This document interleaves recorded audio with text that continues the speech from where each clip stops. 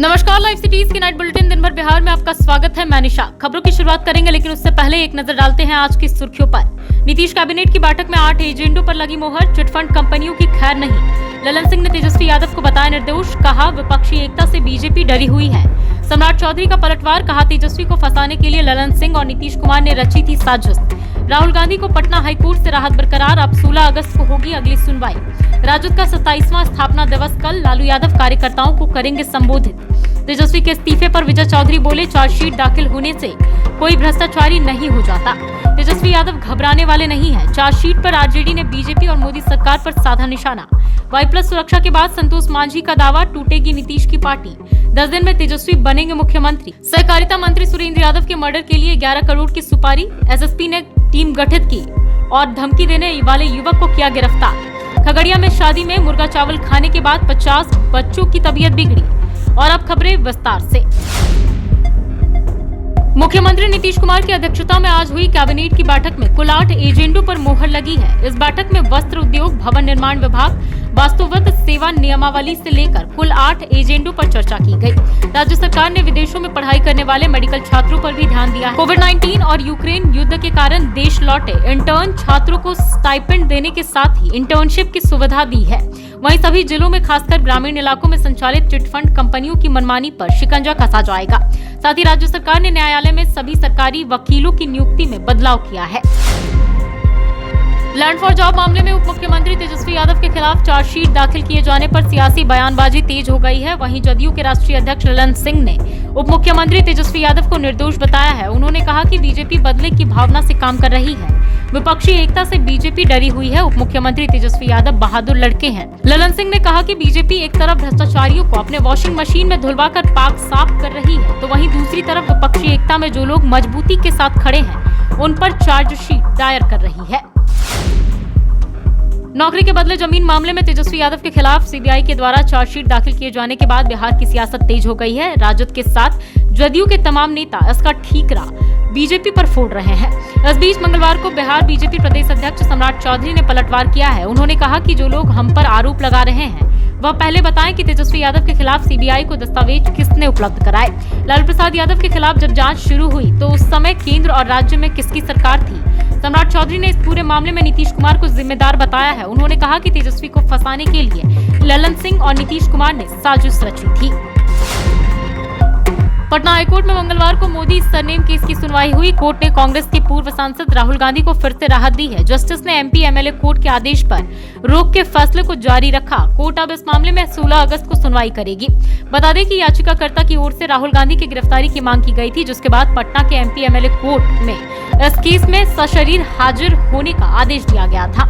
इसके बाद राहुल गांधी की ओर से उनके वकील पटना हाई कोर्ट में इसके लिए छूट की अपील किए थे, जहां जस्टिस संदीप कुमार की अदालत ने 4 जुलाई तक एमपी एमएलए कोर्ट के आदेश पर स्टे बरकरार रखा था। मंगलवार को फिर से इस मामले में सुनवाई हुई। अब फिर से कोर्ट ने एमपी एमएलए कोर्ट के आदेश पर स्टे बरकरार रखा है।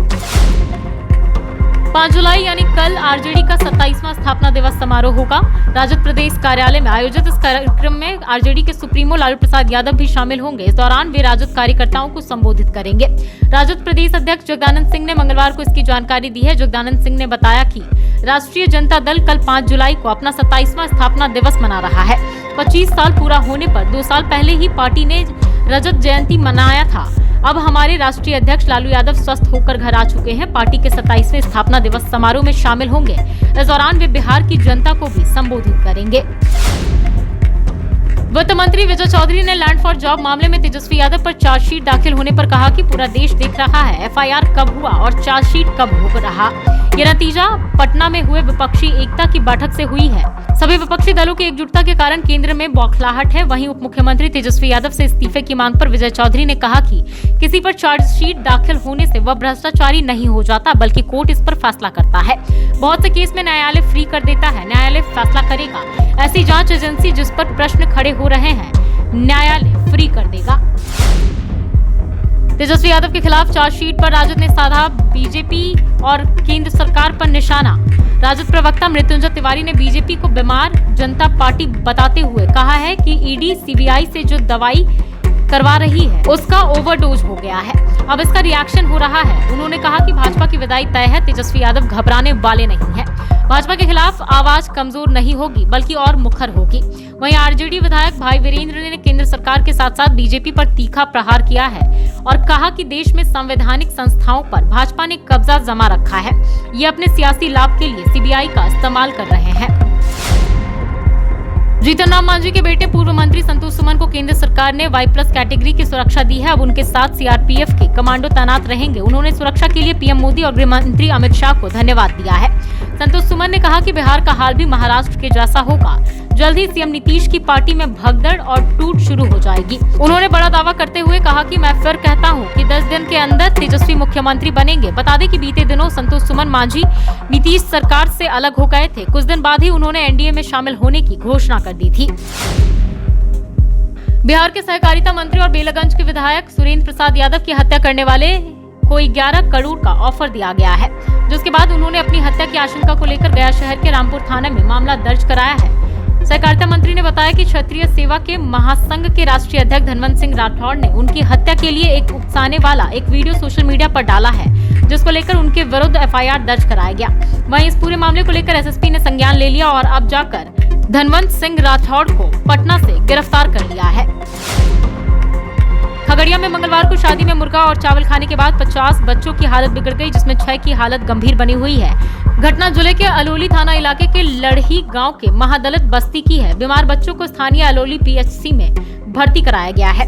बताया जाता है कि सभी ने शादी में खाना खाया था। बताया जा रहा है कि खाना खराब हो चुका था, जिसकी वजह से बच्चों की उल्टी और दस्त से तबीयत बिगड़ने लगी। दिन भर बिहार में बस इतना ही। बाकी तमाम वीडियोस के लिए बने रहे लाइव सिटीज के साथ। अगर आप इस वीडियो को हमारे फेसबुक पर देख रहे हैं तो हमारे पेज को लाइक कर ले, यूट्यूब पर देख रहे हैं तो हमारे चैनल को सब्सक्राइब कर ले। धन्यवाद।